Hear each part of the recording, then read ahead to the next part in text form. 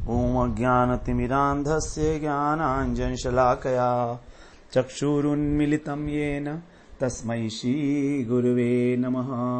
वन्देऽहं श्रीगुरो श्रीयुत्पदकमलं श्रीगुरून् वैष्णवांश्च श्रीरूपं साग्रजातं सहगण रघुनाथान्वितं तं सजीवं साद्वैतं सावधूतं परिजनसहितं कृष्ण चैतन्य देवं श्री राधा कृष्ण पादान् सहगण ललिता श्री विशाखान्वितांश तमादिदेवं करुणानिधानं तमालवर्णं सुहितावतारम् अपार संसार समुद्र सेतुं भजामहे भागवत स्वरूपम्। हे देव हे दैत हे भुवनैक बंधो हे कृष्ण हे चपल हे करुणैक सिंधो हे नाथ हे रमण हे नयनाभिराम हा हा कदानुभवितासि पदं दृशोर्मे। श्री कृष्ण चैतन्य प्रभो नित्यानंद श्री अद्वैत गदाधर शिवसदि गौरभक्त वृंद। हरे कृष्ण कृष्ण कृष्ण हरे हरे हरे राम राम राम हरे हरे। हरे कृष्णा। सर्वप्रथम मैं अपने गुरुपाद पद्म ओम विष्णुपाद अष्टोत्तर शत श्री श्रीमद् भक्ति वेदांत माधव गोसाई महाराज के चरण कमलों में अनंत कोटि दंडवत प्रणाम ज्ञापन करता हूँ। हम लोग श्रीमद् भागवत पुराण में नवम स्कंध का श्रवण कर रहे हैं। ईशानु कथा सूर्यवंशी राजाओं का वर्णन है इसमें। यहाँ पर बताया 7वें अध्याय में हम लोगों ने श्रवण किया। मानधाता जो थे इनके 3 पुत्र थे। एक पुत्र थे अम्बरीश, पुरुकुत्स और योगी मुचुकुंद। 3 पुत्र हुए इनके। अम्बरीश जो है ये दूसरे अम्बरीश हैं। जो पहले अम्बरीश थे उनकी कथा पहले आ चुकी है। तो अब यहाँ पर जो है पुरुकुत्स, ये जो इनके पुत्र थे इनका पुत्र हुआ त्रिशतदस्यु। त्रिशतदस्यु के हुए अनरण्य, अनरण्य के हर्यश्व, हर्यश्व के अरुण, अरुण के त्रिबंधन और त्रिबंधन के पुत्र हुए सत्यव्रत। ये सत्यव्रत ही त्रिशंकु के नाम से विख्यात हुए और इन्हीं के पुत्र हुए सत्य हरिश्चंद्र। तो हरिश्चंद्र जो थे इनके कोई पुत्र नहीं था, इसलिए नारद जी के कहने पर इन्होंने वरुण की आराधना की और इन्होंने कहा कि जो भी पुत्र होगा मैं उसके द्वारा आपका यज्ञ करूंगा। इस प्रकार से इनके पुत्र हो गया रोहित। अब रोहित पुत्र हो गया तो जब पुत्र हो गया तो वरुण आए, उनसे कहा कि तुम अब इस पुत्र के द्वारा मेरा यज्ञ करो, अर्थात इसकी बलि दो। लेकिन ये टालते रहे, उनको अनेकों बार टालते रहे। इतने में जब रोहित बड़ा हो गया, उसे पता लगा मेरे पिता जो है मेरे को बलि देना चाहते हैं वरुण की, तो वो घर से निकल गया धनुष बाण लेकर और वहां पर घूमता रहा। तो वहां पर जो है जब एक बार उसे पता लगा कि मेरे पिता जो हैं उनको जलोदर रोग हो गया, तो वापस लौटने के लिए आ रहा था, इंद्र ने उसको रोक लिया। तो 5 वर्ष तक लगातार वो प्रयास करता रहा और इंद्र उसको रोकता रहा। 6ठे वर्ष जब वो आ रहा था अपने नगर में वापस, तब उसने एक पुत्र को, एक उसको शुन्हशेप नामक एक व्यक्ति था अनिगर्त का, तो उसको खरीद लिया और अपने पिता को सौंप दिया कि आप इसकी बलि दे दीजिए। इस प्रकार से उन्होंने जो उसके पिता थे उन्होंने उसकी बलि दे दी और उनका जो रोग है वो भी नष्ट हो गया। और इसमें जो है इस यज्ञ के अंदर विश्वामित्र होता थे, जमदग्नि ऋषि जो है अधर्व्यू थे, वशिष्ठ जी ब्रह्मा बने थे और अयास्य मुनि जो थे वो उद्गाता बने थे। इंद्र ने प्रसन्न होकर हरिश्चंद्र को जो है सोने का रथ दिया इसके अंदर। फिर आगे बताया सुखदेव जी ने कि जो शुन्हशेप है इसकी जो महिमा है इसका वर्णन मैं आगे करूंगा। फिर इसमें हरिश्चंद्र को जो अपनी पत्नी के साथ जब सत्यता में दृढ़ता पूर्वक स्थित देखा तो विश्वामित्र बड़े प्रसन्न हुए और उन्हें तत्व ज्ञान का उपदेश दिया जिसका कभी नाश नहीं होता, ऐसा तत्व ज्ञान।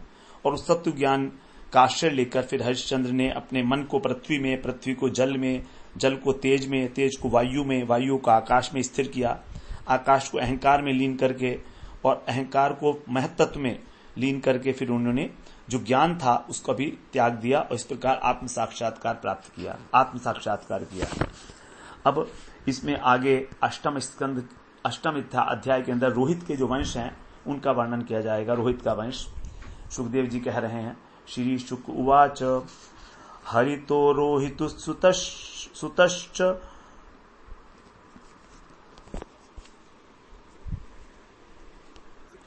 हरितो रोहितुतश्चम्पस्तस्मात् विनिर्मिता चंपापुरी सुदेवो तो विजयो यस्य चात्मजः।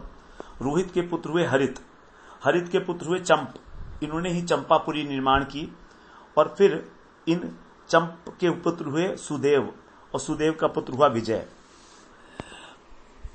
भरूकस्तस्मात् वृकस्तस्यापि बाहुकः सोऽरिभिर्हृत भूराजा सभार्यो वनवाविशत। उसका पुत्र हुआ विजय, जो है उनका पुत्र हुआ भरूक, भरूक के वृक, वृक का पुत्र हुआ बाहुक। ये बाहुक जो था ये अरिभि शत्रुओं द्वारा जब इस भृत भू, जब इसकी भूमि छीन ली गई तो सभार्य अपनी पत्नी के साथ वनम आविशत, वन में चला गया। तो शत्रु ने जब बाहुक से उसका राज्य छीन लिया तो अपनी पत्नी के साथ वन में चला गया। वृद्धम ते पंचताम प्राप्तम महिष्यनु मरीष्यति और्वेण जनतात्मानम प्रजावंतम निवारिता। वृद्धम, वो जो राजा थे बहुक, ये अत्यंत वृद्ध हो गए और वन में ही जो है बुढ़ापे के कारण इनकी मृत्यु हो गई। पंचताम प्राप्तम, पंचत्व को प्राप्त हो गए, क्योंकि इनका जो पांच भौतिक शरीर था वो पंच महाभूतों में विलीन हो गया। तब जो महिषी महारानी थी अनुमरिष्यति, उनके पीछे मरने के लिए तैयार हुई। तो आत्मानम, उनके शरीर को जो प्रजावंतम, संतानवान जानकर, मालूम महर्षि और्व को ये मालूम था कि इनको गर्भ है, इनके संतान उत्पत्ति होने वाली है, तो इसलिए उन्होंने इस प्रकार जानकर और्वेण, और्व के द्वारा इनको निवारिता माने रोक दिया गया। सती होने से जो महर्षि और्व थे उन्होंने इनको रोक दिया। आज्ञायस्य सपत्नीभिर्गरो दत्तोऽन्धसासः सह तेनैव संजातः सगराख्यो महायशः। अब जो इनकी सौतें थीं, जब सौतों को ये बात पता हुई तो आज्ञा, ये बात जानकर उन्होंने अंघसा, इनके भोजन के साथ, अंधसा, इनके भोजन के साथ इन्होंने इनको विष दे दिया। गरह दत्त, विष दे दिया। तेन एव, और उस विष का इनके ऊपर कोई प्रभाव नहीं पड़ा गर्भ के ऊपर। ये एक अद्भुत बात हुई। और तेन एव सह, उस विष के साथ ही, गरल के साथ ही संजात है, उत्पन्न हुआ एक बालक महायशस्वी, इसलिए उसका नाम हुआ सगर। सगर अर्थात जो गर के साथ उत्पन्न हुआ, जो विष के साथ उत्पन्न हुआ, इसलिए उसका नाम हो गया सगर। तो सगर राजा जो है इनके उत्पन्न हुए, महायशस्वी राजा थे। बाद में जो है यशस्वी राजा हुए ही, और गंगा सागर नाम का जो स्थान है वो इनके पुत्रों के द्वारा ही खोदा गया था। आगे कहते हैं आज्ञायस्या सपत्नीभिर्गरो दत्तो, तो हो गया। आगे सगरश्चक्रवर्त्यासीत् सागरो यत्सुतैकृतः यस्ताल जंघान यवनांच छकान है बरबरान। जो चक्रवर्ती सम्राट हुए राजा सगर, यत सुतई, जिसके पुत्रों के द्वारा सागर कृतः, सागर बनाया गया, अर्थात पृथ्वी को इन्होंने खोदा, पृथ्वी को खोदकर समुद्र बना दिए। यह माने जिसने, और सगर ने फिर क्या किया, ताल जंघान, ताल जंघ, यवनान, यवन, शक और हैहई और बर्बर इत्यादि ये जो लोग थे, ये जो जातियां थी, इन लोगों का नावधीत गुरुवाक्येन चक्रे विकृत वेशिणः मुंडाच्छमश्रुधरान कांचिन मुक्त केशार्ध मुंडितान। ये जो ताल जंघ, यवन, शक, हैहई और बर्बर नाम की जाति थी, इन लोगों का इन्होंने वध नहीं किया। क्यों नहीं किया? गुरु वाक्य ने, अपने गुरु के वाक्य को धारण करके, अर्थात अपने गुरु और्व उनकी आज्ञा से इनका वध नहीं किया, मारा नहीं, बल्कि इनको क्या किया, विकृत कर दिया। विकृत वेश वाला, किसी के सर घोट दिए, किसी को दाढ़ी मूछ जो है वो हटा दिया, किसी के केश जो है वो खुलवा दिए, किसी को आधा मूंड दिया। इस प्रकार से किसी की दाढ़ी मूछ रखवा दी, किसी को खुले बाला बना दिया और किसी को आधा मुंडवा दिया सगर महाराज ने अपनी गुरुदेव की आज्ञा से। और यद्यपि इनको जो है मारना था, लेकिन तो भी मारा नहीं इनको। अब किस संदर्भ में ये बात है, ये तो कहीं लिखा नहीं है इसमें कि कौन थे, क्यों मारने के लिए। असभ्य लोग थे, ये बर्बर जातियां थी। तो इस प्रकार से अनंतरवास सह काश्चिद बहिर्वास सोपरान सुअश्वमेधैरजयत सर्ववेद सुरात्मकम। अब 7वें श्लोक में कह रहे हैं और मुनि के आदेशानुसार ही इन्होंने जो है अश्वमेध यज्ञ किया। आगे है वो तो 7वां और 8वां एक साथ पढ़ेंगे। और वो उपदिष्ट योगेन हरिमात्मन ईश्वरम तस्योत सृष्टम पशुम यज्ञे जहाराश्वम पुरंदरः। कुछ लोगों को सगर ने केवल वस्त्र ओढ़ने की आज्ञा दी, अंतर्वाससः, पहनने की नहीं, ओढ़ सकते हैं। और कुछ को केवल लंगोटी पहनने के लिए कहा कि आप लंगोटी पहन सकते हो। वासस्य माने केवल लंगोटी वाला बना दिया। तब फिर बाद में इन्होंने जो है भगवान की आराधना की अश्वमेध यज्ञ के द्वारा। अश्वमेधई अयजत, और ऋषि के उपदेशानुसार। और फिर बता रहे हैं कि उन्हीं के उपदेशानुसार इन्होंने भगवान हरि का जो उनकी अर्चना की, और इनके द्वारा जो यज्ञ में पशु छोड़ा गया था उसको इंद्र ने हरण कर लिया। जहारश्वम पुरंदर, पुरंदर माने इंद्र, जो इस समय इंद्र है वो पुरंदर है उसका नाम। तो इस प्रकार जब इन्होंने सर्व देवतामय हरिम आत्मानम ईश्वरम, जो आत्मस्वरूप हैं, सर्वशक्तिमान भगवान हैं, उनके यज्ञ में जो घोड़ा छोड़ा गया उसको इंद्र ने चुरा लिया। अब आगे 10वां और 11वां 9वां श्लोक है। सुमत्यास्तनया दृप्ता पितुरादेशकारिण है हयमन्वेषणमाणास्ते समन्तान्य खनन महिम। अब जो सुमत्या तनया, जो सुमति के पुत्र थे और ये पिता के बड़े आज्ञापालक थे। सुमति के पुत्र पिता के बड़ा आज्ञापालक थे। सुमति इनकी पत्नी का नाम था। तो बड़े आज्ञापालक थे। ऐसे सगर के पुत्रों ने ते हयम, उस घोड़े को अन्वेषमाणाम, ढूंढते हुए और गर्व में आकर अत्यंत घमंड पूर्वक समन्तात, सब ओर से, मही माने पृथ्वी को, निखनन, खोद डाला।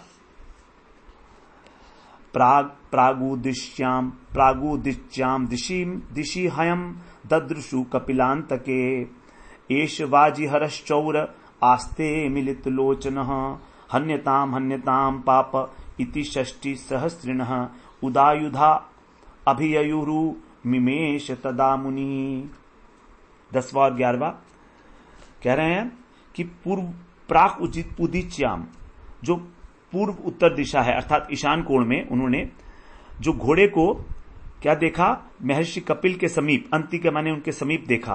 तब बोल उठे, एश वाजीहर, यही घोड़ा चुराने वाला है, यही चोर है। और मिलित लोचनास्ते, नेत्र बनकर के बैठा है, ऐसा बोलने लगे। और हन्यताम अर्थात इसको मार डालो, क्योंकि यही जो है पापी है, प्राप, यही पापी है, इसको मार डालो। इति माने ऐसा कहकर 6 सहस्त्र ने, जो 60,000 पुत्र थे, उन्होंने उद आयुधा, अपने हथियार उठाए और अभिययु, उनकी ओर झपटे, कपिल मुनि की ओर। तदा मुनि उन मिमेश, तब कपिल मुनि ने अपनी आंखें खोली। उसी समय कपिल मुनि ने अपनी आंखें खोली। स्वशरीराग्निना तावन महेंद्र हृत चेतसः महद्व्यतिक्रम महता भस्मसाद भवन क्षणात्।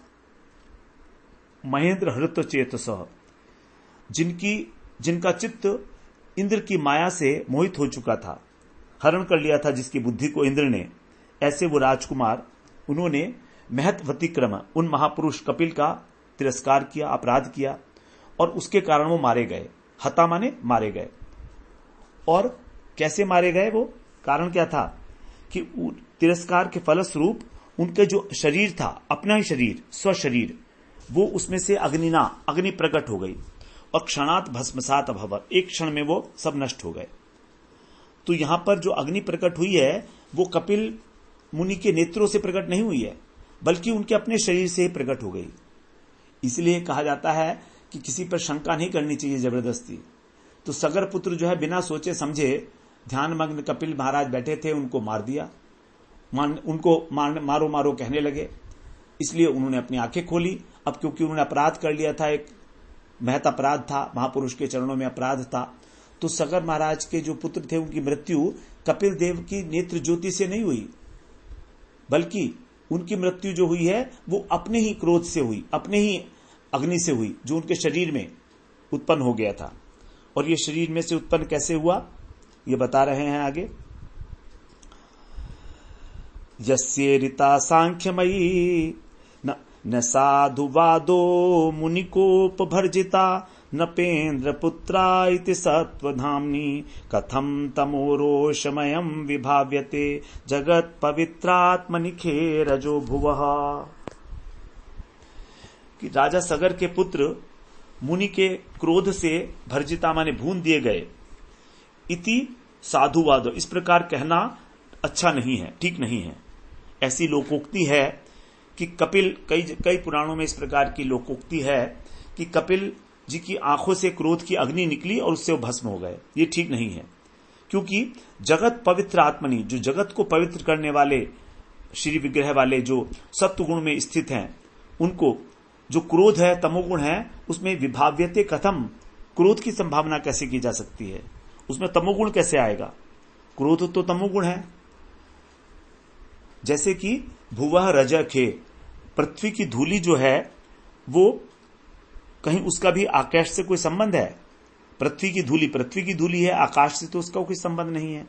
उसी प्रकार से जो सत्वगुण मूर्ति हैं कपिल, उनके अंदर तमोगुण क्या होने का प्रश्न ही नहीं होता है। यस्येरिता सांख्यमयी दृढ़ेह नौर्यया मुमुक्षस्तरते दुरत्ययम् भवानमं मृत्युपथं विपश्चितः परात्मभूतस्य कथं पृथक्मतिः। कह रहे हैं कि यया माने जिनके द्वारा मुमुक्षु, जो मोक्ष प्राप्त करने का इच्छुक है, ऐसा व्यक्ति, विवेकशील व्यक्ति विपश्चित इस मृत्यु सागर रूपी दुष्पार सागर से पार हो जाता है। ऐसा जो इस जगत के अंदर उन्होंने सांख्य शास्त्र रूपी दृढ़ नौका का जिन्होंने प्रवर्तन किया, यस्य ईरिता माने प्रवर्तन किया। तो सांख्य शास्त्र को क्या कहा इन्होंने? दृढ़ नौका। तो दृढ़ नौका का जिन्होंने प्रवर्तन किया इस संसार में कपिल मुनि ने, जिसके द्वारा मृत्यु रूपी संसार सागर से पार हो सकता है, परात्म भूतस्य, उन परमात्मा स्वरूप में पृथक मति कथम, भेद बुद्धि कैसे हो सकती है? अर्थात वो ये कैसे सोच सकते हैं कि मेरा शत्रु है और ये मेरा मित्र है? इस प्रकार की भेद बुद्धि, क्योंकि ये तो तभी होती है जब भेद दृष्टि है, तो उनमें किसी प्रकार की भेद बुद्धि नहीं थी। यो असमंजस इत्युक्त से केशिन्या नृपात्मजः तस्य पुत्रो अंशुमान नाम पितामह हिते रतः। और राजा सगर के जो दो पत्नियां थी, एक का नाम था सुमति, एक का नाम था केशिनी।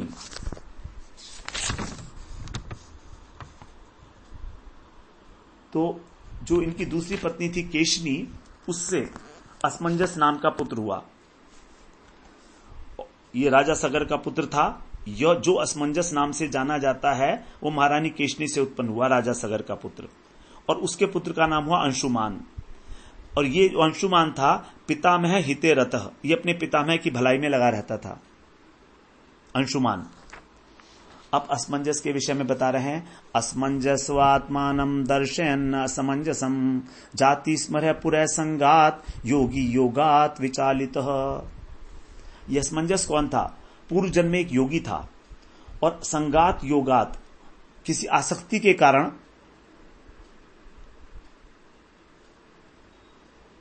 असमंजस बता रहे हैं कि एक योगी था और किसी आसक्ति के कारण, ये संग के कारण योग से विचलित हो गया था, अर्थात योग भ्रष्ट था।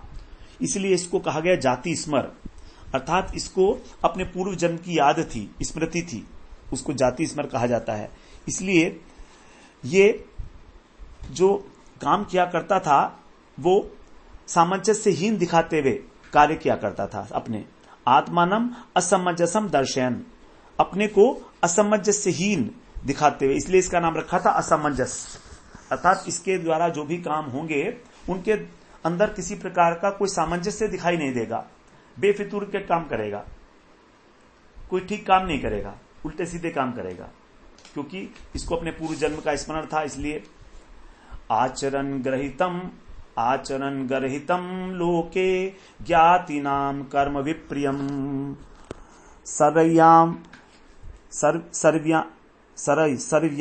सर्व्याम क्रीडतो बालान प्रास्य द्विजयंजनम। क्या करता था ये कि लोके गर्हितम, जो लोक में निंदित जाति वाले लोग हैं, समाज में जो निंदित जाति के लोग हैं, वे अपने निंदित काम करता था। ये वहां पर क्या करता कि अप्रिय काम करता, विप्रिय मतलब अप्रिय काम करते हुए सरव्याम क्रीडित, सरयू के किनारे जो बालक खेल रहे थे उनको नदी में प्रास्यत फेंक कर जनय उद्विजित, लोगों को उद्विग्न करता था। तो ये इस प्रकार के काम करता था जो अति निंदित थे और अपने को पागल सा दिखलाता था। यहां तक कि खेलते हुए बच्चों को सरयू में, नदियों में डाल देता और लोगों को उद्विग्न करता था। एवं व्रतः परित्यक्तः पित्रा स्नेहमपोह्य वै योगेश्वरेण बालंस्तान दर्शयित्वा ततो ययौ। इस प्रकार से एवं वृत्तः, ऐसा आचरण होने के कारण पित्रा वै, इसके पिता ने निश्चित रूप से स्नेहम अपोह्य, इसने स्नेह को छोड़ दिया, इससे प्रेम करना छोड़ दिया और इसको परित्यक्त, त्याग दिया। ततः योग ऐश्वर्येण, तब ये योग के प्रभाव से तान बालान, उन बालकों को दर्शयित्वा ययौ, दोबारा से जिंदा कर देता था और इस प्रकार से जो है दिखाकर और वन में चला गया। इसने कहा कि देखो मैंने इन बालकों को सरयू नदी में फेंका था, लेकिन ये सारे के सारे जिंदा हैं, और ऐसा अपने पिता को दिखाया और वन में चला गया। तो क्योंकि उल्टे सीधे काम थे इसके, योगी तो था ही, इसके अंदर शक्ति थी। 19वें श्लोक में बोलते हैं अयोध्यावासिनः सर्वे बालकान पुनरागतान दृष्ट्वा विस्मरे राजन राजा चाप्यन्वतप्यत। जब अयोध्यावासियों ने देखा, हे राजन कह रहे हैं कि जब अयोध्यावासियों ने देखा कि हमारे बालक दोबारा लौट आए हैं, पुनः आगतान, तो ऐसा देखकर वे विस्मरे, अत्यंत आश्चर्य में पड़ गए। और फिर राजा जो है वो बड़े संतप्त हुए, राजा को बड़ा दुख हुआ, पश्चाताप हुआ राजा सगर को कि मैंने उसको जो है इस प्रकार से बुरा भला कह के त्याग कर दिया उसका। तत्रासीनम मुनिम वीक्ष्य कपिलाख्य मधोक्षजम अस्तौत समाहित मनः प्रांजलि प्रणतो महान।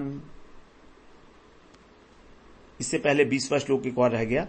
अंशुमांश्चोदितो राज्ञा तुरंगान्वेषणे ययौ पितृव्य खातानुपथम भस्मांति ददृशे हयम। राजा के प्रेरणा देने पर राज्ञा चोदित तुरंगा अन्वेषण, अब घोड़ा को ढूंढने के लिए अंशुमान गए। तो पहले तो उनके जो पुत्र थे 60,000 पुत्र, वो गए, उनको नहीं मिला, उन सब मर गए।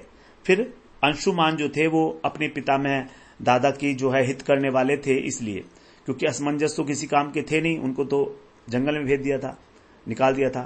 तो अंशुमान गए और पितृव्यखात, जो उनके पितृव्य थे अर्थात जो चाचा थे, उन लोगों के द्वारा जो गड्ढा बनाया गया था, अनुपथम, उस मार्ग पे पीछे चल चलकर भस्मांति, उनकी भस्म के समीप हयम ददृश्य, घोड़े को देखा।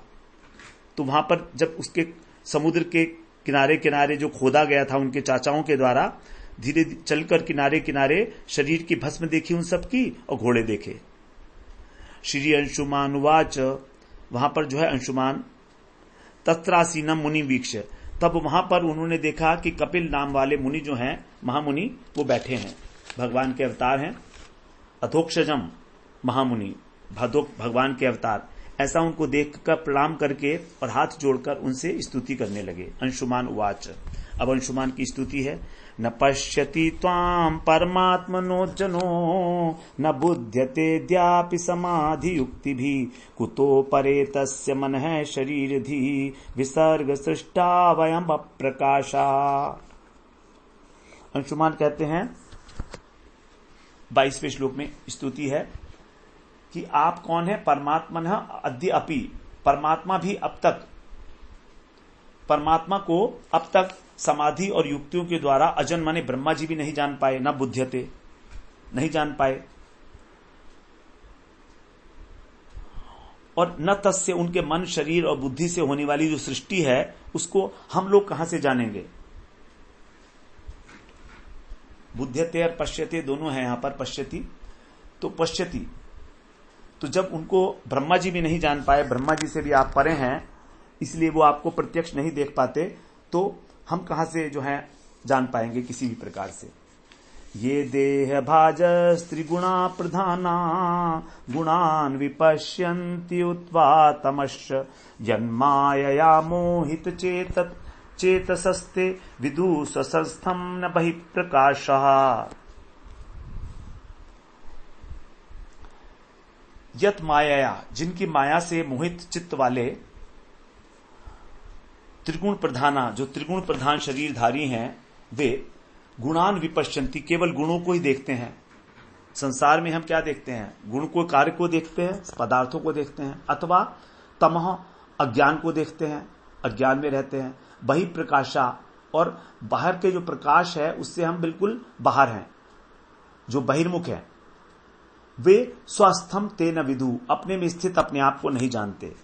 हम अज्ञानी जीव केवल बाहर देखते हैं और अपने अंदर तो कभी देखते नहीं। हम कैसे समझेंगे हम कौन हैं? तम त्वामहं ज्ञान घनम स्वभाव प्रध्वस्त माया गुण भेद मोहि सनंदनाद्यैर मुनिभिर्विभाव्यम कथम हि मूढ़ परिभावयामि। तो माने आप ज्ञान घन है, माया गुण, माया के गुणों से उत्पन्न जो ये भेद बुद्धि है और मोह है, इसको स्वभाव प्रध्वस्त, अपने स्वभाव से विनष्ट करने वाले हैं। ऐसे आप जो हैं मुनियों के द्वारा विभाव्यम, चिंतनीय हैं। और क्योंकि अहम मूढ़ा, मैं क्योंकि अज्ञानी हूं, इसलिए करिम भावयामी, मैं आपकी भावना कैसे कर सकता हूं, मैं आपकी स्तुति कैसे कर सकता हूं, मैं आपका चिंतन कैसे कर सकता हूं, क्योंकि मैं तो माया के गुणों में ही अपने को भूला हुआ हूं। प्रशांत माया गुण कर्म लिंग मनाम रूपम सदसद विमुक्तम ज्ञानोपदेशाय गृहीत देहम नमामहे त्वाम पुरुषम पुराणम। अब जब मैं कुछ नहीं कर सकता तो कह रहे हैं अब मैं आपको नमस्कार करता हूं, त्वाम पुरुषम पुराणम नमामहे, मैं आप पुराण पुरुष को नमस्कार करता हूं। क्योंकि माया गुण कर्म लिंगम, माया के जो गुण हैं, जो माया के द्वारा प्रेरित कर्म हैं और लिंग हैं, ये सब जिनमें अत्यंत शांत हैं। माया, उसके गुण और उसके गुणों के कारण होने वाले जो कर्म हैं और उन कर्मों के संस्कार रूप जो हमारा लिंग शरीर है, ये इसके अंदर आप हैं ही नहीं। आपके अंदर ये सब चीजें नहीं हैं, प्रशांत हैं आप, अर्थात अदृश्य हैं ये सब चीजें आपके लिए। और अनाम रूपम अरूपम, आप अनाम हैं, आपका कोई ना तो नाम है और ना आपका कोई रूप है, और आपके ना कोई कार्य है और ना कोई अकार्य है। असत असत विक्तम विमुक्तम, न कार्य है और न कारण है। ज्ञानोपदेशाय, ज्ञान के उपदेश देने के लिए ही आपने शरीर को धारण किया है। ऐसे आप पुराण पुरुष को मैं नमस्कार करता हूं। त्वन्मायया रचिते लोके वस्तु बुद्ध्याग्रहादिषु भ्रमन्ति कामलोभेर्ष्यार मोह विभ्रांत चेतसः। काम, लोभ, ईर्ष्या, मोह, इनसे जो विभ्रांत हैं, ऐसे चेतस है, ऐसे चित्त वाले लोग, त्वत् माया, आपकी माया से निर्मित ये जो संसार है, इसमें बुद्धया, वस्तु बुद्धया, वस्तु की बुद्धि कर अर्थात वास्तविकता की बुद्धि करके कि यही सत्य है, ग्रह आदिशु भ्रमंती, घर के अंदर भटकते रहते हैं। माया की ही सब करामात है आपकी। तो हम इसी को सत्य मानकर और काम, क्रोध, लोभ, ईर्ष्या इत्यादि इनके कारण घर में भटकते रहते हैं अपने, और इसमें फंस जाते हैं। अद्य न सर्वभूतात्मन काम कर्मेन्द्रियाशय मोह पाशो दृढ़च्छिन्नो भगवंस तव दर्शनात्। हे भगवान, आप समस्त प्राणियों के आत्मन हैं, आत्मरूप हैं। तव दर्शनात्, आपके दर्शन से कामनाएं और कर्म और इंद्रिय और चित्त का ये जो आशय है, क्या है? दृढ़ मोहपाश, जिसके कारण हम इस सूक्ष्म शरीर को धारण किए हैं, ये सब अद्य न छिन्न, मेरा आज कट गया है। अर्थात मुझे अब किसी प्रकार का मोह नहीं रहा। मेरी जो दृढ़ रस्सी थी, फांसी थी मोह की, वो कट गई है आपके दर्शन मात्र से। अब सुखदेव जी कहते हैं, श्री शुकुवाच इत्थम गीतानुभावस्तम भगवान कपिलो मुनि अंशुमंतम उवाचेदम अनुग्रह्य ध्यान नृप। हे राजन, इस प्रकार अनुभवम गीतम गीतः भगवान कपिल मुनि के प्रभाव का वर्णन करने पर और धिया अनुग्रह, हृदय से उन पर अनुग्रह करते हुए, तम अंशुमंतम इदम उवाच, भगवान ने इस प्रकार कहा। जो कपिल मुनि है उन्होंने अंशुमंत से इस प्रकार कहा। अब श्री भगवान उवाच, यहां पर कपिल मुनि के लिए श्री भगवान उवाच है। अश्वोयम नियतां वत्स पितामह पशुस्तव इमे च पितरो दग्धा गंगाम्भो हरन्ति नेतरत्। हे वत्स, यह घोड़ा तव पितामह, तुम्हारे पितामह का यज्ञ पशु है, इसलिए नियताम, इसे ले जाओ। और अयम दे दग्धा, ये तो तुम्हारे जले हुए पितर हैं, पितृगण हैं, अर्थात चाचा लोग हैं ये सब तुम्हारे। गंगा अंभ, गंगा जल अरहंती माने पाने योग्य हैं, अर्थात गंगा जल से इनकी मुक्ति होगी। इतरत नौ, अन्य कोई दूसरा उपाय नहीं है, तो इनका उद्धार केवल गंगा जल से होगा। इतरत नौ, अन्य कोई उपाय नहीं है। 30वें श्लोक में कहते हैं, तम परिक्रम्य शिरसा प्रसाद्य है मानयत सगरस्तेन पशुना क्रतुशेषम समापयत। तब उन कपिल देव की परिक्रमा करके और सिर झुकाकर, प्रसाद्य माने उन्हें प्रसन्न करके, हयम आनयत, जो है वो अंशुमान उस घोड़े को ले आए। और तेन पशुना, उस पशु के द्वारा राजा सगर ने क्रतु शेषम समापयत, अपने यज्ञ का बचा हुआ जो भाग था, शेष क्रिया थी, उसको समाप्त किया। राज्यम अंशुमती न्यस्य निस्पृहो मुक्त बंधन है और गोपदिष्ट मार्गेण लेभे गतिम अनुत्तमाम। अंशुमान को राज्य सौंपकर, न्यस्य माने सौंपकर, जो राजा सगर हैं उन्होंने स्पृहा रहित होकर अब सारे संसार के बंधनों को काटकर और ऋषि से उपदेश प्राप्त करके उसी मार्ग से अनुत्तमाम गतिम लेभे, परम श्रेष्ठ पद को प्राप्त किया। राजा सगर जो है उन्होंने भी अंशुमान को राज्य काज दे दिया और अपने गुरु और ऋषि के द्वारा जो रास्ता बता गया था, उस रास्ते का अनुगमन करते हुए और अनुत्तम गति को, परम गति को प्राप्त किया। इस प्रकार यहां हम देख रहे हैं कि सभी राजा, जितने भी सूर्यवंशी राजा हैं, वो सभी बहुत सारे राजा हैं इसमें जो अश्वमेध यज्ञ करते हैं और उसके बाद अपने गुरु के बताए हुए रास्ते पर चल के और भगवत प्राप्ति करते हैं। सभी के अंदर भगवान के प्रति भक्ति का भावना है। ऐसा कोई नहीं है कि जो भगवान से प्रेम नहीं करता। तो सभी के ऊपर भगवान की कृपा है। यहां पर ऐसा कोई राजा नहीं है, कहीं ना कहीं ऊपर से दिखाई दे रहा है कि वो कोई सत्यवादी है, कोई तप करता है, कोई यज्ञ करता है, कोई दान करता है, लेकिन भक्ति सबके अंदर विराजमान है। तो इस प्रकार जो है उनको जब और मुनि ने तब तत्व ज्ञान का उपदेश दिया, तो उसके द्वारा उन्होंने जो है और निष्प्रह होकर, बंधन मुक्त होकर और उस मार्ग से जाकर परम पद की प्राप्ति की। इस प्रकार हमारा ये 8वां अध्याय पूरा होता है। अगले चैप्टर में 9वां अध्याय है, उसमें भगीरथ का चरित्र है और गंगा जी का अवतरण है। महत्वपूर्ण अध्याय है। गंगा जी किस प्रकार से लाई गई, उनको कैसे कैसे धारण किया गया, वो सब वहां पर चर्चा की जाएगी। वांछा कल्पतरुभ्यश्च कृपा सिंधुभ्येव च पतितानां पावनेभ्यो वैष्णवेभ्यो नमो नमः।